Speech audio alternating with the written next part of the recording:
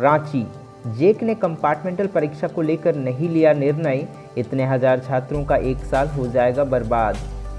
वर्ष 2020 की झारखंड मैट्रिक व इंटर की परीक्षा में फेल 62,000 विद्यार्थियों का एक साल बर्बाद होने के कगार पर पहुंच गया है। जेक द्वारा जुलाई में मैट्रिक व इंटर का रिजल्ट जारी किया गया। रिजल्ट प्रकाशन के 4 माह होने को है, पर अब तक इन विद्यार्थियों की कंपार्टमेंटल परीक्षा को लेकर अंतिम निर्णय नहीं लिया जा सका है। मैट्रिक की कंपार्टमेंटल परीक्षा में शामिल होने के लिए 32,000 और इंटर की कंपार्टमेंटल परीक्षा में शामिल होने के लिए 30,000 विद्यार्थी ने परीक्षा फॉर्म जमा किए हैं। झारखंड एकेडमिक काउंसिल ने वर्ष 2021 की 11वीं परीक्षा के लिए पंजीकरण व परीक्षा फॉर्म जमा करने की प्रक्रिया शुरू कर दी है।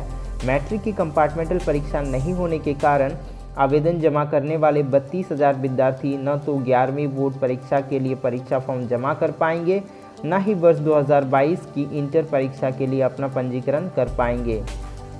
जब तक मैट्रिक की कंपार्टमेंटल परीक्षा का रिजल्ट प्रकाशित नहीं होता, तब तक विद्यार्थी आगे की प्रक्रिया पूरी नहीं कर पाएंगे। इसके अलावा परीक्षा नहीं होने के कारण विद्यार्थियों को अब परीक्षा पास करने के बाद भी इंटर में नामांकन में परेशानी का सामना करना पड़ेगा, क्योंकि राज्य के अधिकतर कॉलेजों में इंटर में नामांकन प्रक्रिया अंतिम चरण में है। जेक द्वारा अगर इस माह भी परीक्षा ली जाती है तो परीक्षा लेने व रिजल्ट प्रकाशन की प्रक्रिया पूरी करने में कम से कम 1.5 से 2 माह का समय लग सकता है। ऐसे में दिसंबर में ही विद्यार्थी 11वीं में नामांकन ले पाएंगे और फरवरी में उन्हें 11वीं की बोर्ड परीक्षा देनी होगी। रांची, धोनी की बेटी जीवा को सोशल मीडिया पर धमकी देने वाला गुजरात में पकड़ाया। टीम इंडिया के पूर्व कप्तान महेंद्र सिंह धोनी की 5 साल की बेटी को कथित रूप से धमकी देने वाला 16 साल के किशोर को रविवार को गुजरात के कच्छ स्थित मुंद्रा में पकड़ लिया गया। इस लड़के को मुंद्रा के नमना कपाया गांव से पकड़ा गया है। उसे रांची पुलिस के हवाले कर दिया जाएगा। कच्छ के पुलिस अधीक्षक सौरभ सिंह ने कहा, 12वीं कक्षा के छात्र को धोनी की पत्नी साक्षी धोनी के इंस्टाग्राम पर कुछ दिन पहले पोस्ट किए गए भद्दे धमकी भरे मैसेज के संबंध में पूछताछ के लिए हिरासत में लिया गया है। पुलिस ने कहा कि युवा ने स्वीकार किया है कि उसने कोलकाता नाइट राइडर और चेन्नई सुपर किंग के बीच इंडियन प्रीमियर लीग 2020 के मैच के बाद इंस्टाग्राम पर धमकी भरे संदेश पोस्ट किए थे। दुमका, शिबू सोरेन परिवार के दुमका से विधानसभा चुनाव लड़ने वाले छठे सदस्य बने बसंत सोरेन। झारखंड मुक्ति मोर्चा सुप्रीमो शिबू सोरेन के छोटे बेटे बसंत सोरेन ने सोमवार विधानसभा उपचुनाव के लिए अपना नामांकन दाखिल कर दिया। विधानसभा चुनाव में किस्मत आजमाने वाले वे अपने परिवार के छठे और संताल परगना को विधायकी के जरिए अपनी कर्मभूमि बनाने की चाह रखने वाले 5वें सदस्य हैं।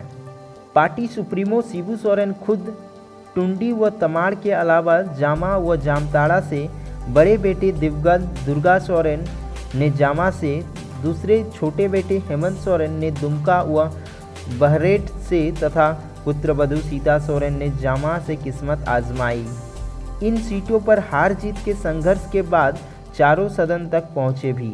शिबू सोरेन जामताड़ा उपचुनाव जीते थे तो एक बार उपचुनाव में तमाड़ सीट खोकर उन्हें सत्ता भी गंवानी पड़ी थी। इससे काफ़ी पहले अपना पहला राजनीतिक चुनाव उन्होंने टुंडी से लड़ा था। उनमें भी गुरुजी हार गए थे। वहीं पार्टी में महत्वपूर्ण भूमिका निभाने वाले स्वर्गीय दुर्गा सोरेन को जामा विधानसभा क्षेत्र की जनता ने 2 बार अपनी जनप्रतिनिधि चुना था। एक बार इस सीट पर उन्हें हार का सामना करना पड़ा था। उनके निधन के बाद से उनकी पत्नी सीता सोरेन तीसरी बार इस क्षेत्र का जनप्रतिनिधित्व कर रही हैं। रांची, जौना क्षेत्र को इको कम्युनिटी टूरिज्म के रूप में विकसित किया जाएगा, सुदेश महतो। गुड़ीडी वन वृषामागार में रविवार को क्षेत्र के सामाजिक कार्यकर्ताओं, पंचायत प्रतिनिधियों व महिला समूहों की बैठक हुई। बैठक में क्षेत्र में इको कम्युनिटी टूरिज्म के विकास को लेकर चर्चा की गई। विधायक सुदेश महतो ने बताया कि जौना फॉल, सीताफॉल व सुरसू घाटी को इको कम्युनिटी टूरिज्म के रूप में विकसित किया जाएगा। इन पर्यटन स्थलों को आसपास के इलाकों के ग्रामीणों व सरकारी विभागों के संयुक्त प्रयास से विकसित किया जाएगा। ग्रामीणों की सोच के अनुसार विकसित होगा। उन्होंने कहा कि क्षेत्रों को पर्यटन हब बनाने के लिए सकारात्मक सोच के साथ कदम मिलाने की ज़रूरत है। स्थानीय पौराणिक कथाओं को संग्रहित कर प्रकाशित किया जाएगा, जिसमें उनके ऐतिहासिक महत्व बताए जाएंगे। ग्रामीणों का एक ट्रस्ट बनाकर पर्यटन स्थलों को इको फ्रेंडली बनाया जाएगा। आवश्यकता अनुसार इस कार्य में विशेषज्ञों की सलाह ली जाएगी, पूंजी उपलब्ध कराई जाएगी, क्षेत्र को पर्यावरण युक्त इको जोन बनाया जाएगा। पर्यटकों का स्वागत अतिथि देवो भव के तर्ज पर किया जाएगा। रांची, फंड का उपयोग नहीं कर पा रहा रिम्स प्रबंधन, पैसा रहते मशीनें नहीं खरीदी, मरीज हैं त्रस्त। झारखंड के सबसे बड़े सरकारी अस्पताल रिम्स को मशीनों और उपकरणों की खरीद के लिए केंद्र और राज्य सरकारें अच्छा खासा पैसा उपलब्ध कराती है, लेकिन उस पैसे का सही उपयोग नहीं किया जाता है। योजना बजट में पैसे होने के बावजूद यहाँ ज़रूरत की मशीनों की खरीद नहीं की जाती है। अगर मशीन खरीद भी ली जाती है तो उसका उपयोग नहीं किया जाता है। वहीं उपयोग में लाई जा रही जो मशीनें खराब हो जाती है उसकी सही समय पर मरम्मत नहीं कराई जाती है। कुल मिलाकर अस्पताल में बेहतर इलाज की उम्मीद से पहुंचने वाले मरीजों को निजी जांच घरों और निजी अस्पतालों का रुख करना पड़ता है। मिसाल के तौर पर वित्तीय वर्ष 2019-20 में योजना बजट के 1 अरब 20 करोड़ रुपये पड़े रह गए, लेकिन ना तो नई मशीनों की खरीद हुई और ना ही किसी खराब मशीन की मरम्मत का प्रयास किया गया। इधर रिम्स शासी परिषद की आगामी बैठक में वित्तीय वर्ष 2020-21 के लिए योजना बजट के तहत 1.35 अरब से ज़्यादा की लागत से मशीनों की खरीद के लिए प्रस्ताव पास कराने की तैयारी चल रही है। शासी परिषद की अनुमति के बाद मशीन की खरीदारी की प्रक्रिया शुरू होगी। बोकारो, बेरमो दुमका में शर्तों के साथ चुनावी सभा की अनुमति दी। बेरमो और दुमका उपचुनाव में शर्तों के साथ चुनावी सभा करने की अनुमति राज्य सरकार की ओर से दी गई है। इस संबंध में मुख्य सचिव सुखदेव सिंह के हस्ताक्षर से रविवार की रात आदेश जारी किया गया। आदेश के तहत अगर किसी हॉल में कोई चुनावी कार्यक्रम होता है तो वहां पर क्षमता से 50% या अधिकतम 200 की संख्या में लोग मौजूद रह सकते हैं, जबकि खुला मैदान में सभा के दौरान संख्या की कोई बाध्यता नहीं होगी, लेकिन 6 फीट की सोशल डिस्टेंसिंग अनिवार्य होगा। इस संबंध में बोकारो व दुमका के डीसी को दिशा निर्देश जारी किया गया है। स्टैंडर्ड ऑपरेटिंग प्रोसीजर, हर चुनावी कार्यक्रम के लिए संबंधित जिला प्रशासन से अनुमति लेनी होगी। जहां सभा होगी वहां के भीड़ की संख्या जिला प्रशासन तय करेगा। चुनावी कार्यक्रम के दौरान प्रत्याशी को थर्मल स्कैनर, मास्क, सैनिटाइजर आदि की व्यवस्था रखनी होगी। 2 कुर्सियों के बीच की दूरी 6 फीट रखनी होगी। 6 फीट की दूरी का पालन करना सबके लिए जरूरी होगा। फेस मास्क पहनना अनिवार्य होगा। वीआईपी मूवमेंट को लेकर आयोजक कार्यकर्ताओं को माइक से सूचना देंगे। पीआरपी वेतन समझौता, नई प्रमोशन नीति पर चर्चा के लिए सेल के साथ सैफी की बैठक 17 अक्टूबर को।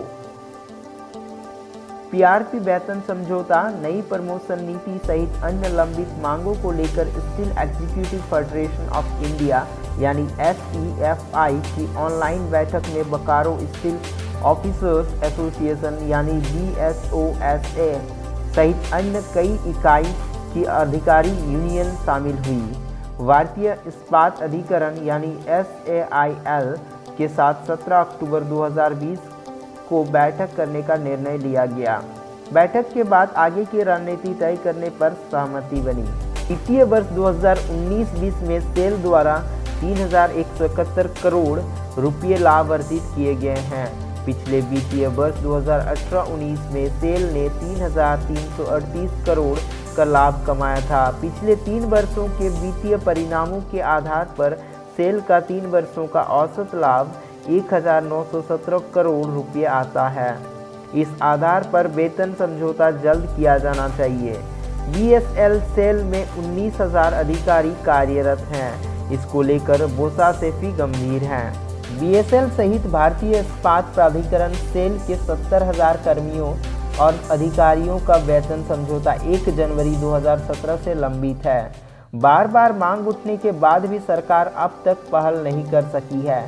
सैफी ने इस्पात मंत्री धर्मेंद्र प्रधान, इस्पात राज्य मंत्री फग्गान सिंह कुलस्ते को पत्र लिखकर वेतन समझौता कराने की मांग की है।